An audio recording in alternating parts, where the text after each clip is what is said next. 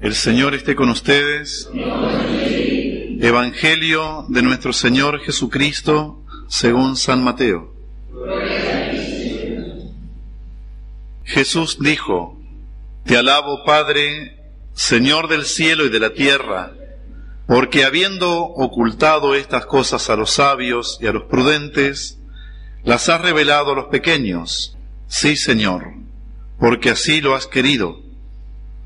Todo me ha sido dado por mi Padre, y nadie conoce al Hijo sino el Padre, así como nadie conoce al Padre sino el Hijo, y aquel a quien el Hijo se lo quiera revelar. Vengan a mí todos los que están afligidos y agobiados, y yo los aliviaré. Carguen sobre ustedes mi yugo, y aprendan de mí, porque soy paciente y humilde de corazón, y así encontrarán alivio, porque mi yugo es suave y mi carga liviana. Palabra del Señor.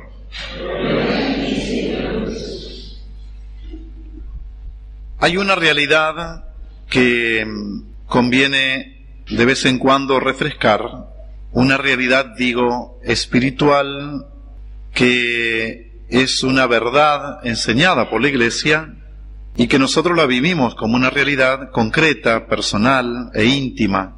Esa realidad es que Dios vive dentro de nuestro corazón.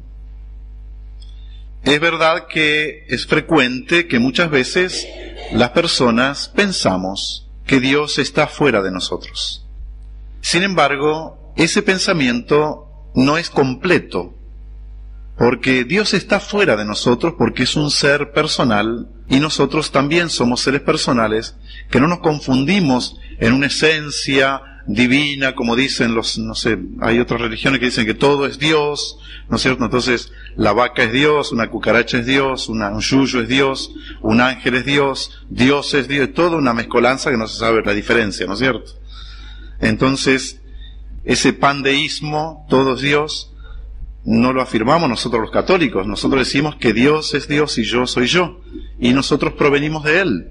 Sin embargo, aquella verdad es así: Dios vive fuera de mí, Dios es un ser distinto de mí, y Él me ha creado como un ser personal, distinto de todas las cosas también. Pero hay que afirmar junto con eso que Dios vive dentro nuestro. Esa vivencia o esa intimidad de Dios en nuestro corazón se da de muchas maneras. Sin embargo, yo la voy a explicar desde el punto de vista del templo o del lugar sacro. ¿Cuál es el primer templo que Dios creó para ser adorado? ¿Qué les parece? A ver. El primer templo que Dios creó para ser adorado. Las cosas, es bellísimo. La naturaleza, como techo el cielo, fíjense, las estrellas puestas como adornos de ese techo de un templo bellísimo. La tierra como el piso y las montañas como los altares donde subían los hombres creyentes a adorar a Dios y a hacer sacrificios. La tierra es el primer templo, adornado con plantas, flores, animales. Vos empezás a pensar en eso y decís, lo que hizo Dios, el templo bellísimo de la naturaleza. Y ahí el hombre se siente como parte de ese templo. Y es él el que debe adorar desde ese templo al Creador de todas las cosas. ¿O acaso, dónde adoró Adán? ¿Había alguna basílica construida, alguna capillita? No había nada. Adán se paraba en medio de la naturaleza y empezaba a adorar a su Dios. Y hacía algunos sacrificios, se ofrecían las primicias en medio de la montaña, en el medio del campo. Eso lo muestra el Génesis, ¿no? Donde se ve a los hombres primitivos digo, no porque sea... no han metido una cosa en la cabeza, el tema del primitivo, que son más imperfectos que nosotros, ¿vieron?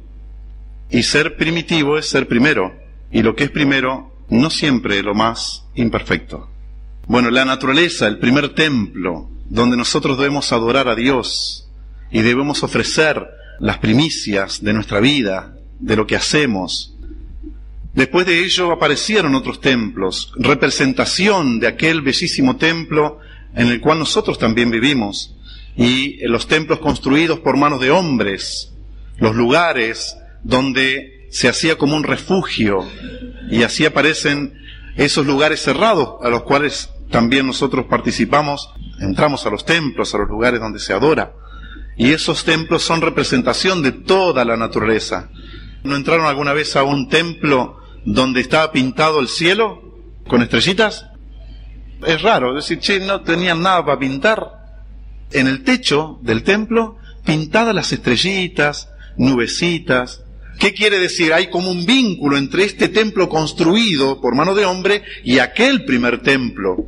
Los que construyeron templos sabían, por lo menos aquellos que construyeron aquellos templos. Ahora hay unos templos que parecen caja de zapato, ¿viste? O no sé, una cosa más fea, unos templos feísimos actualmente, ¿no? Pero esos templos construidos a la forma o a la imagen de aquel bello templo construido por el mismo Dios, y se pintaba el cielo, ¿no? Las estrellas. Yo cuando miraba eso me emocionaba, digo, porque uno dice, cómo los hombres han leído la mente de Dios con mayor fineza, antiguos, mayor fineza que los actuales. Ahora no sé si hay cosas construidas con tanta teología, ¿no? Con tanta teología. Segundo templo, los templos construidos por mano de hombre, segundos tipos de templo.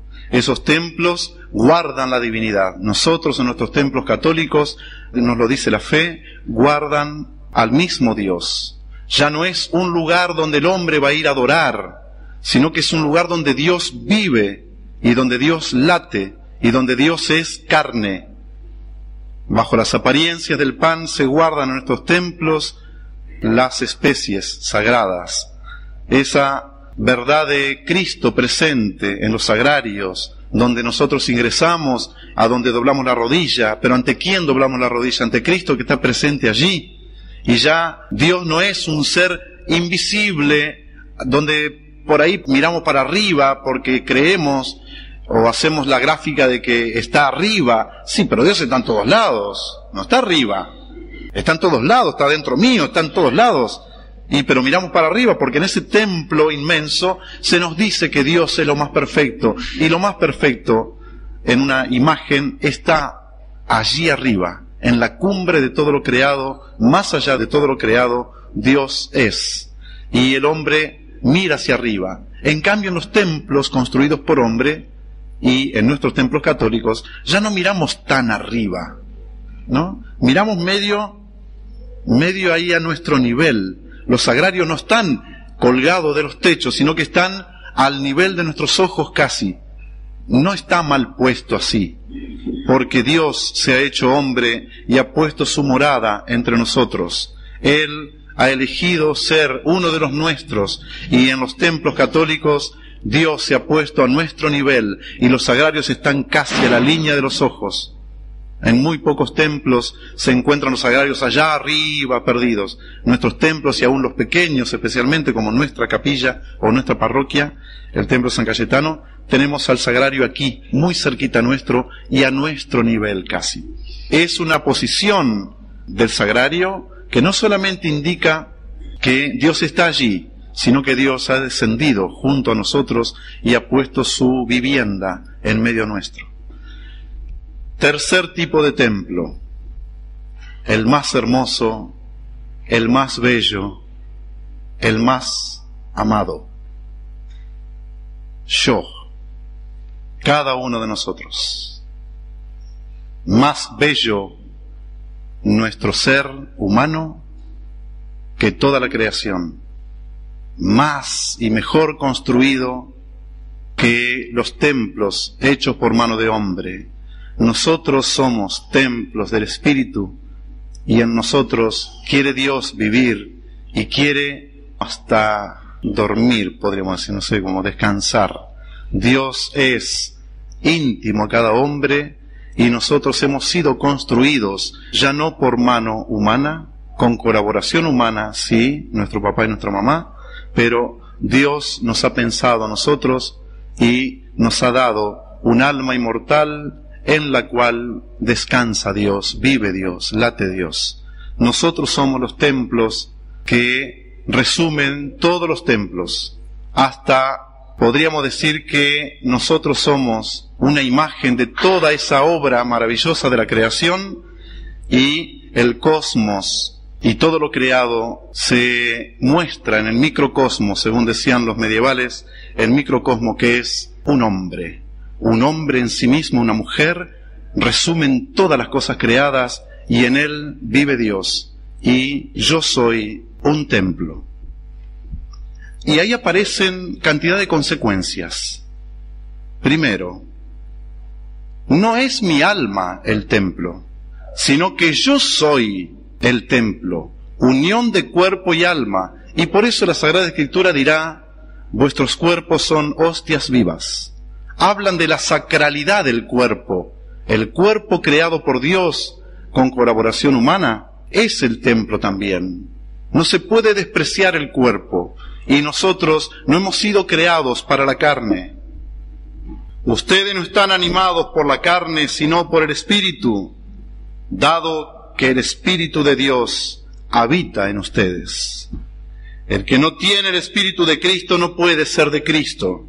Y si el Espíritu de aquel que resucitó a Jesús habita en ustedes, el que resucitó a Cristo también dará vida a sus cuerpos mortales, por medio del mismo Espíritu que habita en ustedes. Habla de una habitación o inhabitación, no solamente en el alma, sino en el ser corporal, es decir, en nuestro cuerpo.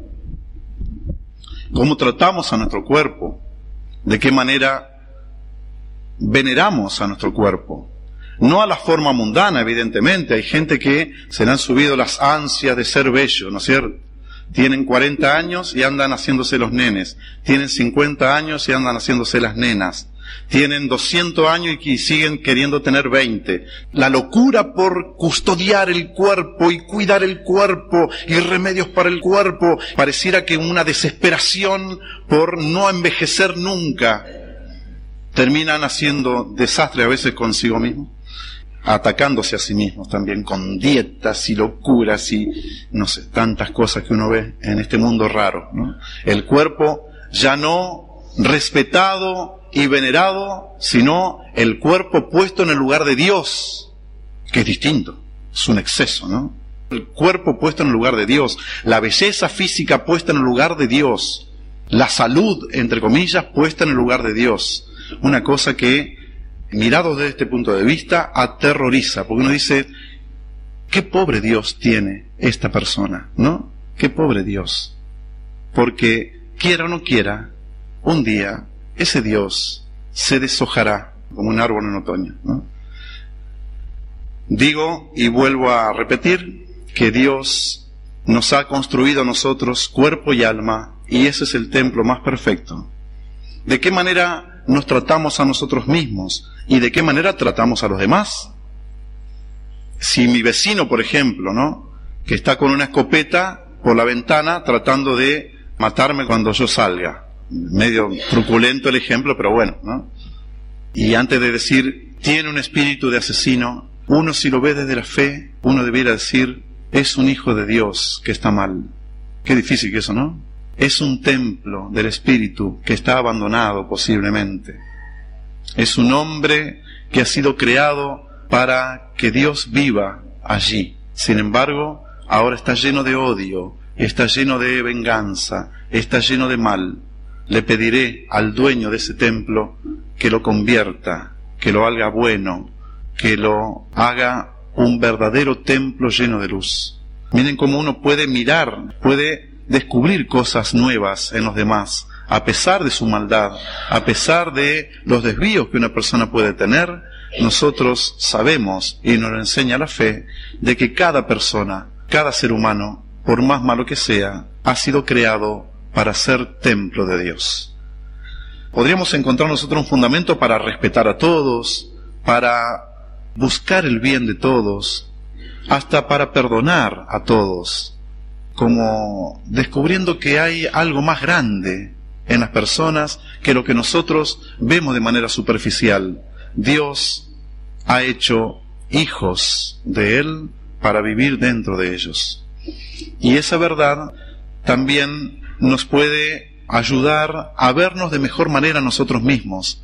¿Cuántos de nosotros andamos con la cabeza caída, con la autoestima, le dicen ahora, ¿no? Muy por el suelo, porque no alcanzamos a ver cuánto valemos, porque por ahí la vida no nos ha ido bien, o porque estamos llevando cruces muy pesadas, o porque en este momento precisamente no le veo dignidad a mi propia vida. Y cuando uno se mira a sí mismo, uno debe decirse a sí mismo: eres un templo de Dios, has sido puesto en el mundo para guardar al dueño del mundo. Esa verdad nos puede ayudar a descubrirnos a nosotros mismos muy dignos y muy bellos. Pero yo no soy tan bello porque estoy lleno de pecados. Pero ¿qué piensa un padre de su hijo que peca? ¿Qué piensa una madre de su hijo o de su hija que peca y que se porta muy mal? ¿Cómo mira un padre, cómo mira una madre a su propio hijo? ¿No lo hace de manera casi infinitamente indulgente? Un hombre, una mujer, cuando mira a su hijo, ve a su hijo, no ve casi, los defectos de su hijo. Y si decimos que Dios es nuestro papá y nuestro padre, ¿cómo nos mirará Dios a nosotros? ¿De qué manera? ¿No nos mirará con gran amor? ¿No tendrá ganas y deseos de vivir dentro nuestro siempre? ¿No será que yo me valoro poco y que muchas veces desprecio la gran obra de Dios que he sido yo mismo? El mirarnos a nosotros mismos como templo nos podría ayudar a ponernos en el lugar en el cual Dios nos ha puesto. Dios nos ha puesto en la cumbre de las cosas creadas. Dios nos ha dado un lugar de privilegio en su creación. Y tan privilegiados somos que Dios en un momento se hizo hombre, tomó nuestra condición humana. Esa dignidad del hombre se da cuando en su corazón Dios vive.